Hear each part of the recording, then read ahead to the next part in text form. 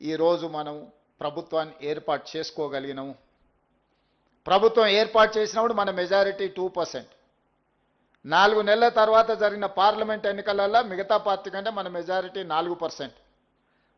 2 సంవత్సరాల 2 నెలల తర్వాత జరిగిన మున్సిపల్ ఎన్నికల్లో మన మెజారిటీ మిగతా పార్టీ కంటే 12%.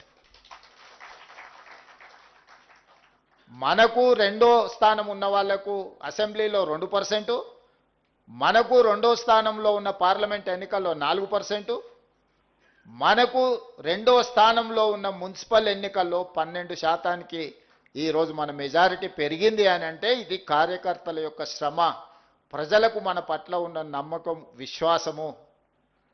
ఈరోజు నమ్మకం, విశ్వాసాన్ని కొనసాగించడమే కాకుండా ప్రజలకు ఉపయోగపడే కార్యక్రమాలు తీసుకోవాలి.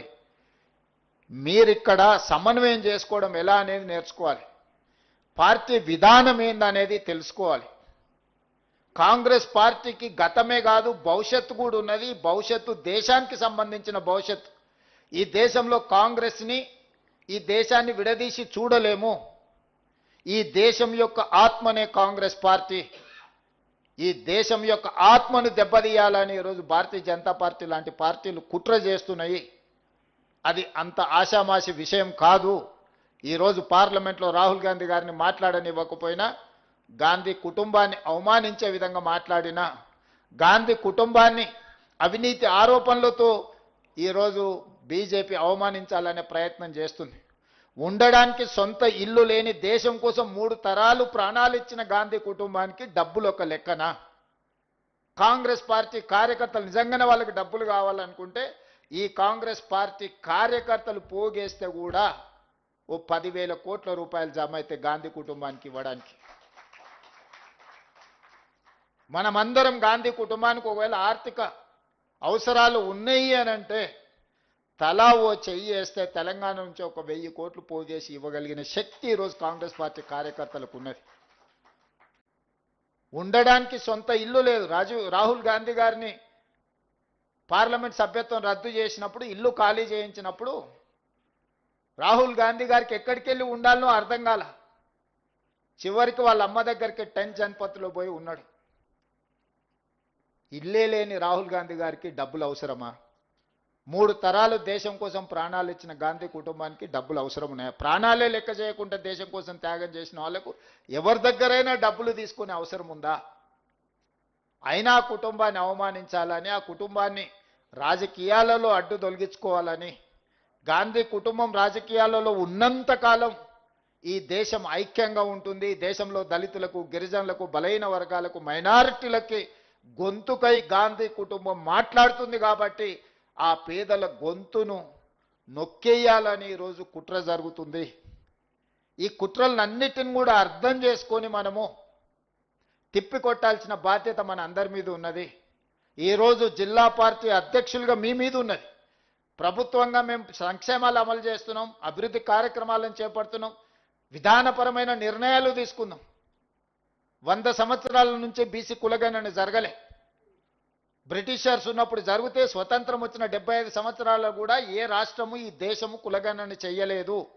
100 సంవత్సరాల జటిలమైన సమస్యకు తెలంగాణ రాష్ట్ర ప్రభుత్వం జనగణనతో పాటు కులగణన చేసి ఈ దేశానికి ఆదర్శంగా తెలంగాణ రాష్ట్ర ప్రభుత్వం నిలబడ్డది. 40 సంవత్సరాల నుంచి మాదిగ ఉపకులాల వర్గీకరణ మీద ఎన్నో పోరాటాలు జరిగి సుప్రీంకోర్టు ఆదేశాలు ఇచ్చిన అమలు జరగకపోతే ఏబిసిడి వర్గీకరణ మాదిగ ఉపకులాలలో అమలు చేసి తెలంగాణ రాష్ట్రం దేశానికి నెంబర్ 1గా నిలబడ్డది. ఇవన్నీ కూడా మన సక్సెస్ స్టోరీస్. అంటే సంక్షేమం ఇల్లో, పెన్షనో, లేకపోతే స్కూల్ ఫీజులో ఇవే కాదు. సామాజిక రుగ్మతలైన సమస్యల్ని మనం పరిష్కరించినము, వర్గీకరణ చేసినాము, కులగణన చేసినాము.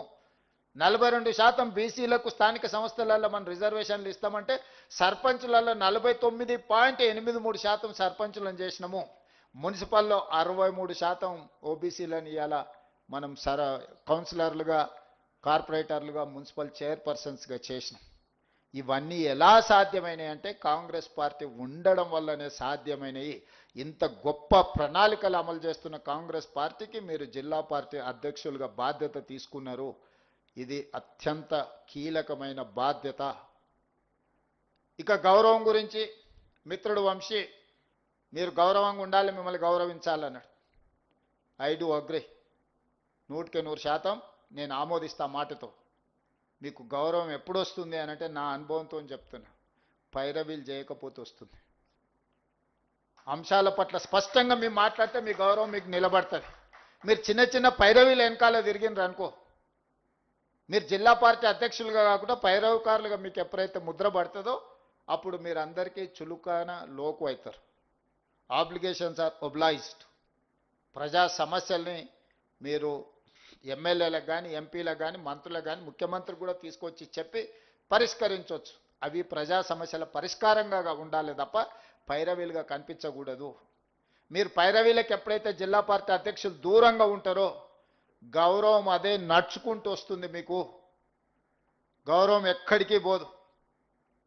గౌరవం ఆటోమేటిక్గా మీరు పైరవీలు మానేసి ప్రజా సమస్యల్ని ప్రస్తావించి ప్రజా సమస్యల్ని ప్రభుత్వం దృష్టికి తీసుకొచ్చి ఉన్నతాధికారుల దృష్టికి తీసుకొచ్చినప్పుడు ఆటోమేటిక్గా మీరు వస్తే ఎవరైనా మిమ్మల్ని గౌరవిస్తారు, మీకు మర్యాద ఇస్తారు, మీరు చెప్పింది చేస్తారు. ఎప్పుడైతే మీరు చిన్న చిన్న పైరవీల వెనకాల మీరు మొదలు పెట్టినరో ఏముందిలే నిలబడతాడు, ఏముందిలే ఆయన వస్తే రోజు ఎదురెగుతామా, ఇట్లాంటి చీత్కారాలు వస్తాయి.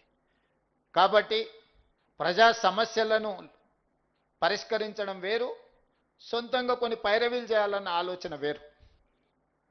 ఈ రెండింటికున్న ఒక థిన్ లైన్ మీరు అర్థం చేసుకోవాలి. చేసుకుంటే ఆటోమేటిక్గా అప్పుడప్పుడు మన గ్రామాలలో కొంతమందిని చూడంగానే వాళ్ళతో మాట్లాడి ఫస్ట్ వాళ్ళతో మాట్లాడి పంపిస్తాం. ఏంటంటే వాళ్ళకున్న క్యారెక్టర్ని బట్టి మనం వాళ్ళు రెస్పెక్ట్ చేస్తాం, పొజిషన్ని బట్టి కాదు. మీరు కూడా జిల్లా పార్టీ ప్రెసిడెంట్లుగా మీ క్యారెక్టర్ని మీరు ప్రూవ్ చేసుకుంటే అది ఎవరైనా, ఈరోజు సచిన్ రావు గారు ఉన్నారు, ఆయనకేం హోదా లేదు, కానీ ఏ రాష్ట్ర ముఖ్యమంత్రి అయినా సచిన్ రావు వస్తే ఫస్ట్ సచిన్ రావు గారు మీరు రాండి, ఏం పని మీద వచ్చి రేందని అడిగి మాట్లాడతారు. ఎందుకు? That is his character. He doesn't have any personal agenda. He don't ask any personal favor. He is not trying to get something from anyone who is having position or anything. Just he is serving. He is serving. That's all. If you people also you are going to serve for poor people or party, definitely you will get that respect. I'm assuring you. నేను 20 ఏళ్ళు 2006లో నేను మొట్టమొదటిసారి ZPTC అయినా, 2007లో MLC అయినా, 2009లో MLA అయినా, 14లో MLA అయినా. ప్రతి జూన్లో 2006 జూన్ నేను జడ్పీటీసీ, 2007 జూన్ నేను ఎమ్మెల్సీ, 2009 జూన్ నేను ఎమ్మెల్యే, 2014 జూన్ నేను రెండోసారి ఎమ్మెల్యే, 2019 జూన్ నేను ఎంపీ, 2021 జూన్లో నేను పీసీసీ ప్రెసిడెంట్ను, 2023 డిసెంబర్లో నేను ముఖ్యమంత్రిని. సరిగ్గా 16 సంవత్సరాలలో ఒక జిల్లా పరిషత్ మెంబర్ నుంచి ముఖ్యమంత్రి వరకు అవకాశం వచ్చింది. అది కాంగ్రెస్ పార్టీ ద్వారా.